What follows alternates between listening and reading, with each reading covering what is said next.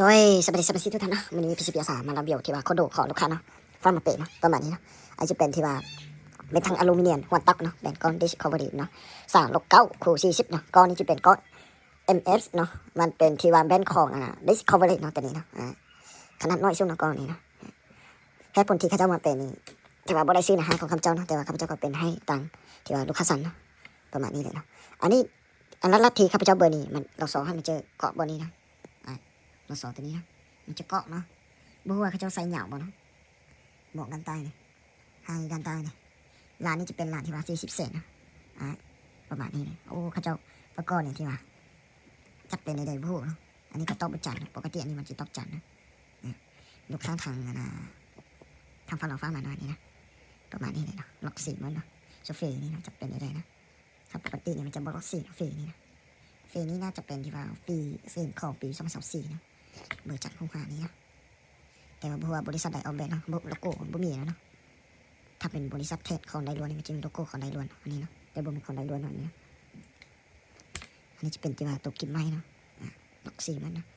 ที่ว่าค่าโอเคอยู่แล้วเนาะแต่ให้ผลที่เขาเจ้าฟ้ามาใน1อันนี้โลกนี้บ่เทียนนี่แน่นอนอยู่แล้วเนาะโลกบ่เทียนนี่จับเราสอนนี่บ่ได้มาทันเนาะเวลานี้นี่มันจะออกผลเนาะมันจะออกไซด์หรือออกขวาเนาะถ้าว่าเราสอนนี่บ่ดีนะอันละลักให้เซตเบอร์เราสอนนี่เนาะเขาจะเบิกกระหู้เลยเนาะเป็นเราสอนเนาะ2มันนี่เป็นระบบวาล์วนี่นะ3อันนี้ที่ว่าเป็นลูกเนาะถ้าว่านี่บ่แม่นนะจะเกิดจัด2กรณี3กรณีนี้นะเดี๋ยวข้าพเจ้าสิเซตเบอร์เกอร์ให้จังได๋ข้าพเจ้าสิให้เบอร์อีกเทื่อนึงนะลำจักทีข้าพเจ้าเป็นแล้วนะประมาณนี้เนาะอันนี้ลูกค้าทำฟันเราฟ้ามานะข้าพเจ้าอันนึงมานี้ที่ว่าเป็นที่ว่าระบบวาล์วนี่นะข้าพเจ้าเปลี่ยนที่ว่าโอลีอยู่ในหัวจุดตลงนี่ระบบแลกมันลายตัวนี้นะโอลีตัวนี้นะโซ่มานี่ข้าพเจ้าเปลี่ยนที่ว่าสปอตตัวเวหอมโตอยู่ในหัวจุดตลงนี่เนาะบ่ดีเนาะ3อันนี้ที่ว่าข้าพเจ้าเปลี่ยนที่ว่าเราสอข้อนี้เนาะเราสอข้อนี้เนาะตัวมากัดปืนนี้ใช้งานบ่ได้เลยนะข้าพเจ้าเปลี่ยนใส่เราสอข้อข้าพเจ้าไปเราสอเปลี่ยนเนาะข้าพเจ้าให้1 ปีเนาะเราสอนี้นะสำหรับผู้ใดได้เราสอเกปีปัจจุบันนี่มีเลยนะมี2 ซีเนาะ2 ซีสุดท้ายเนาะผู้ใดต้องการสามารถทหารได้เนาะเราสอเกปีนี่มากัดสุเฟเนาะข้าพเจ้ามีเนาะเราสอเบดีเนาะแต่เป็นมือนี้นะตัวนี้มือ2เนาะบ่มีใบให้ประกันเนาะราคาถึกๆเนาะผู้ใดสนใจสามารถอีกบ่หาได้เนาะเราสอโคโดเนาะเฮ้มันไล่คนทหารอยู่เนาะตัวเกบีเนาะตัวเกเอนี่ราคาอาจจะสูงแต่ข้าพเจ้ามีใบให้ประกันให้ที่ว่า1 ปีเต็มเนาะข้าพเจ้าเป็ดเนาะสารสุเฟของโคโดนี่เนาะเป็นยังข้าพเจ้าจะเป็นเนาะปกติมันไซส์ที่ว่าขากล้อง11 มิลเนาะแต่ว่าตัวนี้ไซส์ขากล้อง2 มิลมันบ่ว่ามันเป็นย่องๆเนาะข้าพเจ้ามันคือกับพวกออกแบบเนาะเฟซตัวนี้มันจะเป็นบ่แม่นเฟซของบริษัทไดล้วนเนาะของไดล้วนมันจะเป็น11 มิลเนาะตัวนี้เนาะเฟซตัวนี้นะแต่ว่าของบริษัทใดบ่ฮู้เนาะก็บ่มีโลโก้เนาะแต่ข้าพเจ้ากล้าตี 100% เลยเนาะบ่แม่นเฟซของไดล้วนเนาะเฟซไดล้วนนี่มันจะบ่ล็อก4แบบนี้เด็ดขาดเนาะยากเนาะที่จะล็อก4แบบนี้เนาะของไดล้วนนี่สารสุเฟนี่นะกระโดดหลามยาว43นะตัวนี้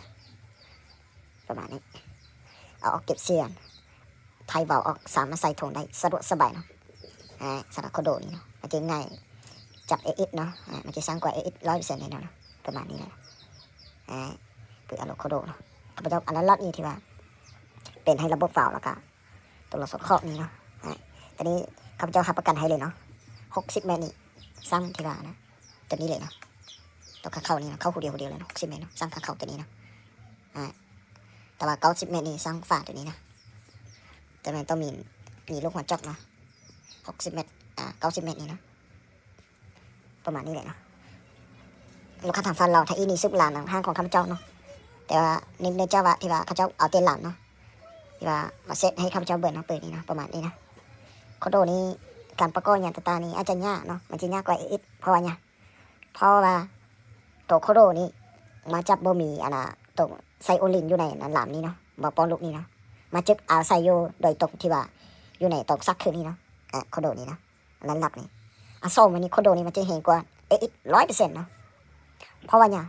เพราะว่าโคโดนี้มันจะซื่อเนาะเวลาตีลงไปมันจะซื่อไปเลยเนาะซาลานี่มันจะขึ้นแล้วก็โค้งลงเนาะลงนี่ที่ว่าอาจับที่ว่าบ่เห็นกว่าที่ว่าโคโด100%เนาะซาลานี่เนาะโคโดนี้ถ้าว่าเขาต้านลง 1,000 APA นี้มันเทียบเท่ากับของต้านลงที่ว่า 1,300 APA เลยเนาะสำหรับโคโดนี้เนาะให้ผลลัพธ์นี่มันจะเห็นแบบนี้เนาะมันจะเห็นกว่า 100% เนาะและข้อดีข้อมันเนาะสำหรับโคโดนี้นะเวลาเราเอาไปเอามาเนี่ยมันจะง่ายเนาะ มันจะง่ายเวลาตีเลเซอร์ก็มันจะง่ายเนาะอันนี้เขาจะเอาแบบมาให้ตีเลเซอร์มาเนาะพวกนี้นี่เนาะเห็นปะตีอยู่แถวนี้ก็ได้เนาะอยู่เลยนี้ก็ได้เนาะสระเอเอสเนี่ยบ่มีเนาะเบนี้เนาะมันจะมีก็จะมีแต่พวกเอเอสเตอร์มินาโตกับจาร์ฟอร์เมอร์เนาะมันจะมีแต่2 ลูกนี่บอตีเลเซอร์นี่เนาะสระเอเอสเนาะประมาณนี้นะสำหรับที่ว่าวาล์วนี่จะเป็นวาล์วป้านไหนบ้างเนาะสระโคโดนี่เนาะมันจะมีวาล์วนี่วาล์ว2 ลูกเนาะลูกซุปเปอร์แวลกับกริกเก็ตเนาะประมาณนี้นะสำหรับวาล์วนี่นะสำหรับข้อเสียงเข้ามานี่เนาะข้อเสียงเข้ามานี่ข้อเสียงเข้ามานี่เวลาเปิดก้อนมันจะยากเนาะเพราะอะไรบ่ลึงเนาะมันจะต่างจากเอเอสเนาะท่านี้เพราะว่ามาใส่คำบานบนนี้ที่ว่าเรียกว่ามีบันทึก100%เลยเนาะสำหรับโคโดนี่เนาะมันจะต่างจากเอเอสเบอร์ก้อนนี่อาจจะยากกว่าเอเอสเนาะสำหรับข้อเสียงของโคโดนี่เนาะถ้าแบบส่งเทียบกับเอเอสเนาะเอเอสนี่มันจะซื่อไปเลยเนาะมันจะง่ายเนาะประมาณนี้เลยนะสำหรับระบบอย่างคุณภาพอย่างต่างๆนี่เวลาเพลย์มานี่โคโดนี่มันจะง่ายกว่าเป็นง่ายกว่าเอเอสเนาะมันจะได้เปลี่ยนแต่บุตรถอน2 อันนี้นะอันละหลักจะเพลงก่อนมีจะ2 อันนี้เนาะ2 อย่างนี้นะ2อันนี้ไก่นี่เนาะไก่นี่ถ้าว่าผู้ใดบ่ฮู้ประกอบนี่